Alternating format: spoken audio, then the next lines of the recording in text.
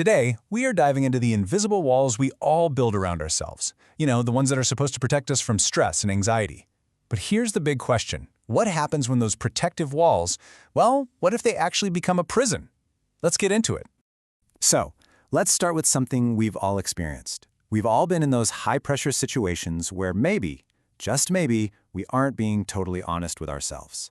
And that brings up a really fundamental question. Well, it turns out our minds have this incredible, completely automatic protection system. You can think of it like a psychological immune system, right? It's designed to shield us from all the mental germs of stress and anxiety. And these things have a name: psychological defense mechanisms. Okay, the most important word on this slide is unconscious. You gotta remember that. These aren't deliberate choices we're making. They're more like our mind's personal bodyguards, working behind the scenes 24/7 to keep us psychologically balanced.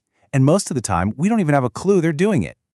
Now, to really understand how these defenses can sometimes go wrong, there's this powerful metaphor from an ancient text, the Book of Ezekiel. And it paints a perfect picture of what happens when our defenses are, let's say, a little flawed. So the story describes these people who build a really flimsy, unstable wall just to create this false sense of security. And to hide all the cracks and problems, they just slap a coat of whitewash on it and go around shouting, "Peace! Everything's fine!" Even when they know deep down it's really not. And in psychological terms, this weak wall is literally the collection of self-deceptions we build for ourselves. It's a whole structure made out of flimsy excuses and dodged responsibilities, all designed to help us avoid the painful truths about ourselves and the world.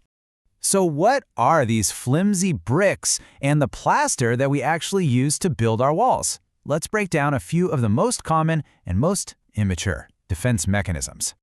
First up, we've got displacement. This happens when we redirect really strong emotions from a target that feels dangerous to one that feels safer. So you can't exactly yell back at your boss without risking your job, right?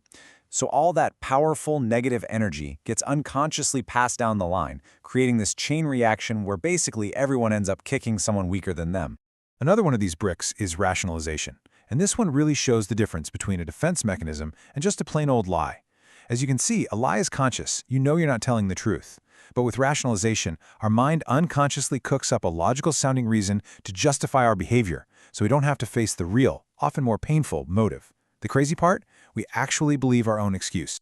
Then you have regression.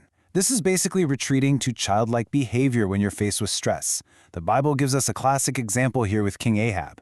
When he couldn't get a vineyard that he really wanted, this powerful king didn't negotiate, he didn't strategize, nope. He went to his room, faced the wall, and pouted like a toddler who just had a toy taken away. He regressed, because in that moment, he just didn't have a more mature way to cope. And what about daydreaming? I mean, it can be a totally healthy escape. Picturing your graduation can definitely get you through a tough semester. But it turns into a flimsy brick when it starts to mess with your daily life. When you're spending way more time in a fantasy world than the real one, and you start neglecting work, school, or your relationships. It becomes a wall that just isolates you from reality. Okay, so let's get back to our parable. What happens when a wall built with all these flimsy materials has to face a real challenge, a real storm? The parable continues, and, of course, a great storm comes. It's sent to test the true strength of that wall. And here's the real insight, the amazing part. The storm, which represents all of life's hardships, it isn't meant to destroy us. Psychologically speaking, these big challenges are what expose our weak defenses. The flimsy wall comes crashing down, forcing us, finally, to see the truth so we can start building something real, something strong. So, if that flimsy wall of self-deception gets torn down, what are we supposed to replace it with? Well, this is where mature defense mechanisms come in. Think of these as the strong stones you need to build a resilient life. I mean, just look at the contrast here. It's night and day. Unlike those destructive, flimsy bricks of self-deception, these strong stones are mature ways of coping that are actually healthy for us and constructive for everyone around us. Let's look a little closer at these. Sublimation is all about channeling difficult feelings into a productive outlet, like making art or playing sports. Altruism is finding real fulfillment by focusing on what others need.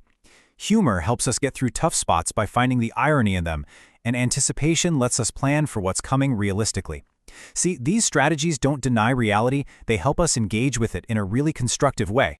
And this, of course, brings us to the most important question of all. What about our own walls? It's time to turn that lens on ourselves for a minute. Here's the key takeaway. Everybody uses defense mechanisms. It is impossible not to. So the goal isn't to become completely defenseless. It's to become aware of our go-to patterns. Are we using flimsy bricks, or are we building with strong stones? The whole point is to consciously start cultivating healthier, more mature ways of dealing with life's inevitable storms. So I'll leave you with one final, crucial question to really ask yourself. Think about the walls you've built in your own life. Are they a true shelter, giving you strength and resilience? Or have they become a prison, plastered over with whitewash, that's keeping you from authentic connection and real growth?